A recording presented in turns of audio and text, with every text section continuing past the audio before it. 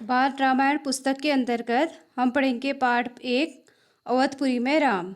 अब यहाँ से राम की कथा का आरंभ होता है। अवधपुरी में किस प्रकार राम का जन्म हुआ और पूरे अयोध्या में नगर में खुशी का माहौल था, तो उसके बारे में ये बताया गया है इसमें। तो अवधपुरी में राम जी की जो कथा है वो अवध का अर्थ है अयोध्या।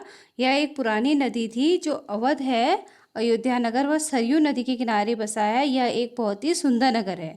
तो अवध का अर्थ आपको बताया था मैंने अयोध्या नगर से है। तो सही अर्थों में यह नगर क्या था? दर्शनीय था, देखने लायक था। अब जो इसकी भव्यता थी वह इसका दूसरा नाम थी। अयोध्या में केवल राजभवन ही सुंदर नहीं थे, एक एक इमारत क्या थी? आलीशान थी। आम लोगों के घर क्या थे? भव्य थे। सड़कें चौड़ी थी, सुंदर बाग बगीचे, पानी से लबालब भरे सरोवर। अब खेतों में हरियाली लहराती थी, हवा में हिलती फसलें सरयू की लहरों के साथ खेलती थी। अयोध्या हर तरह से संपन्न नगरी थी। संपन्नता कोने कोने तक बिखरी हुई थी। सभी सुखी, सभी समृद्ध। दुख और विपन्नता का अयोध्या का पता नहीं मालूम था। उन्हें नगर की सीमा में प्रवेश की अनुमति नहीं थी। पूरा नगर विलक्षण था, अद्भुत और मनोरम। तो अयोध्या नगर के बारे में बताया जा रहा है, जहाँ राम की जो जन्मभूमि है वह नगर जब राजा दशरथ का राज्य था उस समय में वह नगर बहुत ही ज़्यादा समृद्ध था। वहाँ पे जो खेतों में थे हरे हरे खेतों में फसलें लहराती थी। नगर के जो सामान्य लोगों के घर थे वह भी क्या थे? बहुत ज़्यादा आलीशान थे। और पूरे नगर में सुख समृद्धि का वातावरण था। कोई भी वहाँ पे दुखी नहीं था और पूरा नगर अद्भुत, मनोरम और विलक्षण दिखाई देता था। अब उसे ऐसा होना ही था, क्योंकि उस राज्य को ऐसा होना ही था, क्योंकि वह क्या था? कौशल्य राज्य की राजधानी थी और वहाँ के राजा थे दशरथ। अब राज में कोई भी दुख का कोई कारण नहीं था, कोई भी दुखी नहीं था वहाँ पे। जो राजा दशरथ थे वो क्या थे? कुशल योद्धा थे और न्यायप्रिय शासक थे। अब महाराज अज के वह पुत्र थे। राजा दशरथ के पिता का नाम महाराज था और उनके कुल का नाम था रघुकुल। अब वह रघुकुल के उत्तराधिकारी भी थे और रघुकुल की रीति नीतियों का प्रभाव हर जगह दिखाई देता था। तो रघुकुल के बारे में बताया जाता है कि रघुकुल के रीति नीति के बारे में कहा जाता है कि रघुकुल रीति सदा चली आई, प्राण जाई पर वचन न जाई। अब सुख समृद्धि से लेकर बाद व्यवहार तक लोग मर्यादा का क्या करते थे? पालन करते थे और सदाचारी थे। पूरे नगर में सदाचारी लोग रहते थे और वो हमेशा मर्यादाओं का पालन करते थे। उसके साथ ही उनका मन पवित्र था, हर जगह शांति थी। और नगर में भी और लोगों के मन में भी शांति थी, पवित्रता का माहौल था चारों तरफ। अब जो राजा दशरथ थे वो बहुत ही यशस्वी थे, उन्हें किसी चीज़ की कोई कमी नहीं थी। राजकाज का सुख भी था, कमी होने का प्रश्न नहीं था। लेकिन उनके मन में एक दुख था, वह छोटा सा दुख था कि उनके कोई संतान नहीं थी। अब उनको रह रहकर यही चिंता सताती थी कि उनके बाद उनके राज्य को कौन संभालेगा। अब वह उनकी जो 3 रानियां थी, कौशल्या, सुमित्रा और केकई, तीनों से वह इसी बात पर चर्चा किया करते थे। अब जो राजा थे और रानियां थी 3, उनका जीवन सूना सूना लगता था बच्चों के बगैर। बाकी सारी सुख सुविधाएं, सारी संपन्नता उनके पास थी। तो राजा की उम्र भी बढ़ती जा रही थी। राजा क्या थे? बहुत ज़्यादा दुखी हो गए थे कि उनके कोई संतान नहीं है। अब बहुत सोच विचार करने के बाद एक दिन महाराज दशरथ इस संबंध में अपने गुरु वशिष्ठ से उन्होंने चर्चा की और उनको अपनी चिंता बताई। अब रघुकुल के अगले उत्तराधिकारी के बारे में उन्होंने अपनी चिंता वशिष्ठ गुरु को बताई। अब गुरु वशिष्ठ ने उनको सलाह दी कि वो पुत्रेष्टि यज्ञ करें। पुत्र की प्राप्ति के लिए यज्ञ किया जाने वाला यज्ञ है यह, कि जिससे उनको पुत्र की प्राप्ति होगी। अब जो राजा दशरथ थे उन्होंने यज्ञ करवाया। महान तपस्वी ऋषि ऋष्य श्रृंग की देखरेख में किया। अब पूरा नगर तैयारी में लगा रहा। यज्ञशाला जो सरयू नदी थी उसके किनारे पे बनाई गई। यज्ञ में अनेक राजाओं को निमंत्रित किया गया। अब तमाम ऋषि मुनि पधारे। शंख ध्वनि और मंत्रोच्चारण के बीच ये सब ने आहुति दी। अब जो अंतिम आहुति थी यज्ञ में वह राजा दशरथ ने दी, क्योंकि जो जब यज्ञ किया जाता है तो यज्ञ में आहुति ऋषि मुनियों द्वारा दी जाती है और अंतिम आहुति उसके द्वारा दी जाती है जिसने यज्ञ किया हो, यज्ञ का आह्वान किया हो। अब जब यज्ञ पूरा हुआ तो अग्नि देवता ने महाराज दशरथ को आशीर्वाद दिया और कुछ समय के बाद राजा दशरथ की इच्छा पूरी हुई और उनकी तीनों रानियां पुत्रवती हुई। अब जो उनकी सबसे बड़ी रानी थी कौशल्या, उन्होंने राम को जन्म दिया और चैत माह की नवमी के दिन राम का जन्म हुआ। इसीलिए आप लोग देखते हो कि चैत माह की नवमी के दिन रामनवमी मनाई जाती है। फिर दूसरी रानी सुमित्रा ने दो पुत्रों को जन्म दिया, लक्ष्मण और शत्रुघ्न, और रानी कैकेयी ने भरत को जन्म दिया। अब राजमहल में खुशी छाई, नगर में बधाइयां बजने लगी और साथ ही मंगल गीत गाए गए। चारों तरफ हर्षोल्लास था। राजा दशरथ प्रसन्न थे क्योंकि उनकी मनोकामना पूर्ण हुई थी। अब प्रजा प्रसन्न थी, दशरथ की चिंता दूर हुई। नगर में बड़ा समारोह आयोजित किया गया, धूमधाम थी और अयोध्या में दूर दूर से लोग भी आए थे। सारे उन्होंने जितने भी राजा थे उनको बुलाया था। राजा दशरथ ने सभी लोगों को कपड़े, अनाज और धन देकर विदा किया।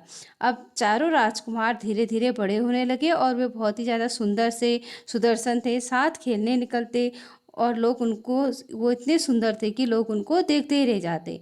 आंखें उनसे हटती नहीं थी। चारों भाइयों में आपस में बहुत ज़्यादा प्रेम था। उनमें सबसे बड़े थे राम, जिनकी आज्ञा का पालन तीनों भाई करते थे। अब खेल कूद में लक्ष्मण प्रायः राम के साथ ही रहते थे और भरत शत्रुघ्न की अलग ही जोड़ी होती। और बड़े होने पर राजकुमारों की जो शिक्षा दीक्षा के लिए उन्हें आश्रम भेजा गया। उन्होंने कुशल और अपनी विद्या से दक्ष गुरुजनों से शिक्षा प्राप्त की। तो उनको, जो उनके गुरुजन थे वो कुशल थे और विद्या में सभी गांव में भी दक्ष गुरु थे। उनसे उन्होंने शिक्षा प्राप्त की। साथ ही शास्त्रों का भी उन लोगों ने अध्ययन किया और शस्त्र विद्या भी सीखी, शास्त्र विद्या भी सीखी, शस्त्र विद्या भी सीखी। और चारों राजकुमार बहुत ही कुशाग्र बुद्धि अर्थात तीव्र बुद्धि के थे और जल्दी वह सभी विद्याएं उन्होंने सीख ली। राम सबसे सर्वोपरि थे। सभी राजकुमारों में वो सबसे ज़्यादा तेज थे और साथ ही वो विवेकशील थे, शालीनतापूर्ण उनका व्यवहार था और वह न्यायप्रिय भी थे। अब राजा दशरथ को राम सबसे अधिक प्रिय थे क्योंकि वह ज्येष्ठ पुत्र थे और उनमें सारे मानवीय गुण भी थे। अब राजकुमार जब बड़े हुए तो वो विवाह के योग्य हो गए। अब नगर में उनके विवाह की चर्चा होने लगी। अब महाराज दशरथ भी चाहते थे कि अपनी संतानों के लिए सुयोग्य वधुएं परिजनों की चर्चा से पहले से वो ले, तो उन्होंने पुरोहितों को भी इसमें शामिल किया। अब अयोध्या का राजमहल एक दिन ऐसी चर्चा चल रही थी कि गहन मंत्रणा हुई। तभी उनका द्वारपाल घबराया हुआ अंदर आया। उसने सूचना दी कि जो महर्षि विश्वामित्र हैं वो आए हैं। अब वो राम को अपने साथ अपने आश्रम ले जाना चाहते हैं। अब राजा दशरथ को जैसे पता चला कि महर्षि विश्वामित्र आए हैं, वो उनके स्वागत के लिए दरबार अपने आसन से उठे और गुरु विश्वामित्र को अंदर बुलाया। अब विश्वामित्र कभी स्वयं राजा थे और वो क्या थे, बहुत ज़्यादा बड़े बलशाली थे। अब बाद में उन्होंने राजपाट छोड़ा और संन्यास ग्रहण किया और वो जंगल चले गए। वहीं उन्होंने आश्रम बनाया और जिसे उन्होंने सिद्धाश्रम नाम दिया। अब महर्षि स्वागत सत्कार के बाद दशरथ से उन्होंने कहा कि महर्षि आगे। दशरथ ने जब विश्वामित्र का स्वागत सत्कार किया, फिर उनसे पूछा कि आपको क्या चाहिए, आप अपने मन की बात कहिए, मैं आपकी आज्ञा का अवश्य पालन करूंगा। अब जो विश्वामित्र थे उन्होंने कहा कि राजन, मैं जो मांगने चाह रहा हूँ आपके लिए कठिन है, आप आज्ञा दीजिए महर्षि, मैं उसे पूरा करूंगा। जो राजा दशरथ हैं उन्होंने कहा कि मैं अवश्य आपकी आज्ञा का पालन करूंगा। तो विश्वामित्र बोले, मैं सिद्धि के लिए मैं एक यज्ञ कर रहा हूँ, अनुष्ठान लगभग पूरा ही हो चुका है, लेकिन जो दो राक्षस हैं वो उसमें बाधा डाल रहे हैं। मैं जानता हूँ कि उन राक्षसों को केवल आपके पुत्र ही मार सकते हैं और जो मार सकता है वह राम है।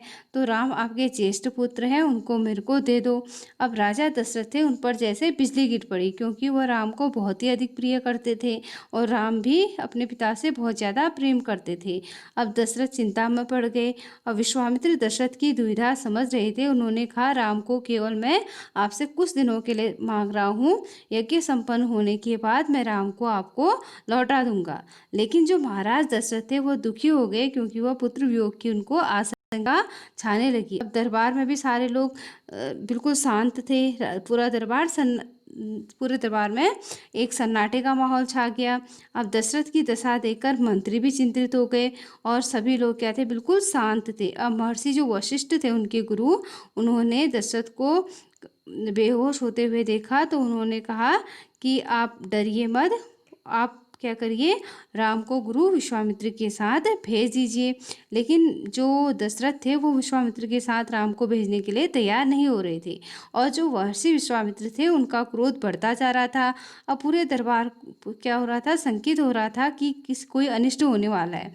अब किसी को कुछ समझ में नहीं आ रहा था और महर्षि महाराज के बीच में बातचीत कुछ कोई उसका अंत वो भी नहीं, उसका उत्तर भी नहीं मिल पा रहा था। अब थोड़ी देर के बाद जब दशरथ उठे और उन्होंने स्वयं को संभाला और महर्षि से विनती की कि महामुनि, मेरे राम तो अभी 16 वर्ष के ही हैं, वह राक्षसों से कैसे लड़ेगा, राक्षस तो मायावी होते हैं, वह उनका छल कपट नहीं समझ पाएगा, उन्हें कैसे मारेगा। इससे अच्छा तो यह है कि आप मेरी सेना ले जाइए और मैं भी स्वयं आपके साथ चलूँगा और युद्ध करूँगा। लेकिन महर्षि ने अपनी कोई प्रतिक्रिया व्यक्त नहीं की। उन्होंने कोई भी उत्तर नहीं दिया और वो क्रोधित हो गए, क्योंकि जो विश्वामित्र है उनका क्रोध बहुत ज़्यादा प्रसिद्ध है। उन्होंने यज्ञ के नियम बताए और क्रोध से यज्ञ खंडित हो जाता है, इसलिए वह थोड़ा शांत रहे। और उन्होंने सोचा कि अगर मैं ज़्यादा क्रोध करूँगा विश्वामित्र ने, तो मेरा यज्ञ भी अधूरा रह जाएगा। और उन्होंने दशरथ से कहा कि मैं राम के बिना नहीं जाऊँगा यहाँ से। तो दशरथ बोले कि मैं राम के बिना नहीं रह सकता हूँ महामुनि, एक पल के लिए नहीं। आप राम को छोड़े, चाहे जो आपको राम के अलावा जो भी चाहिए मेरे से ले जाइए, क्योंकि राम मेरे बुढ़ापे की संतान है और उससे मैं बहुत ज़्यादा प्रेम करता हूँ। अब जो महर्षि हैं उनका क्रोध क्या हुआ, भभक उठा, वो और ज़्यादा क्रोधित हो गए। अब दरबार के जो मंत्रीगण थे, ऋषि मुनि, सकते वहाँ आ गए। सबने कहा कि आप क्या कर रहे हो, रघुकुल की रीति नीति तोड़ रहे हो, आप अपने विजन से पीछे नहीं जा सकते। अब जो बात हो रही थी वो बिगड़ रही थी, तो जो उनके दशरथ के गुरु थे वशिष्ठ, उन्होंने महाराज दशरथ को समझाया कि राम की शक्ति के बारे में क्या प्रतिज्ञा मत तोड़िए और राम को महर्षि के साथ भेज दीजिए। और राजन, आपको अपना वचन पूरा करना चाहिए, यही रघुकुल की नीति है। ऐसा गुरु वशिष्ठ दशरथ जी को समझाते हैं। अब महाराज दशरथ से कहते हैं कि आप चिंता मत कीजिए, आपका मन दुखी है पुत्र विछोह के कारण और आपको पुत्र का मोह नहीं करना चाहिए। आपको गुरु विश्वामित्र के साथ उनको भेज देना चाहिए, क्योंकि गुरु विश्वामित्र क्या है, बहुत ज़्यादा शक्ति संपन्न है। वह राम को अपनी शक्तियाँ सिखाएंगे और राक्षसों से लड़ने के लिए उनको अलग अलग विद्याएं भी सिखाएंगे। आप राम को महर्षि के साथ जाने दे, राम उन्हें सौंप दे। अब जो दशरथ है, उन्हें वशिष्ठ की बात से वो दुखी तो हुए, लेकिन उन्होंने राम को गुरु विश्वामित्र के साथ भेजना स्वीकार कर लिया और कहा कि राम के साथ वह छोटे भाई लक्ष्मण को भी ले जाए। अब महर्षि विश्वामित्र ने महाराज दशरथ का आग्रह स्वीकार किया और राम और लक्ष्मण को तत्काल दरबार में बुलाया उन्होंने, और महाराज दशरथ ने उन्हें अपने निर्णय की सूचना दी। अब दोनों भाई क्या हो गए, बहुत ज़्यादा खुश हो गए और उन्होंने सिर झुकाकर पिता को आदर सहित प्रणाम किया और वह पिता की आज्ञा मानने के लिए बिल्कुल तैयार हो गए। अब यह सूचना जब माता कौशल्या को दी गई कि बताया गया कि राम और लक्ष्मण वन जा रहे हैं महर्षि के साथ, तो वह क्या हो गया, गंभीर माहौल में स्वस्ति वचन हुआ और शंख ध्वनि हुई। जो महारानी कौशल्या है वह बहुत ज़्यादा दुखी हो गई, लेकिन फिर बाद में वह भी मान गई और शंख ध्वनि बजी, पूरे महल में नगाड़े बजे। महाराज दशरथ भावुक होकर दोनों पुत्रों के उन्होंने मस्तक को चूमा और महर्षि को उनको सौंप दिया। और जो दोनों राजकुमार हैं बिना विलंब के, बिना देरी के महर्षि के साथ चले गए बीहड़ और भयानक जंगलों की ओर, जो खतरनाक जंगल थे उनकी ओर वो चले गए और विश्वामित्र आगे चल रहे थे, राम और लक्ष्मण उनके पीछे। जैसे सबसे आगे विश्वामित्र, फिर राम और 2 कदम पीछे लक्ष्मण, अपने धनुष संभाले हुए, पीठ पर उन्होंने तुनीर बांधी थी, कमर में तलवारें लटकाई थी। तो आज के लिए इतना ही, धन्यवाद।